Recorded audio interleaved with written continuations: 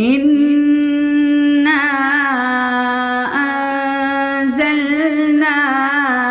إليك الكتاب بالحق لتحكم بين الناس بما أراك الله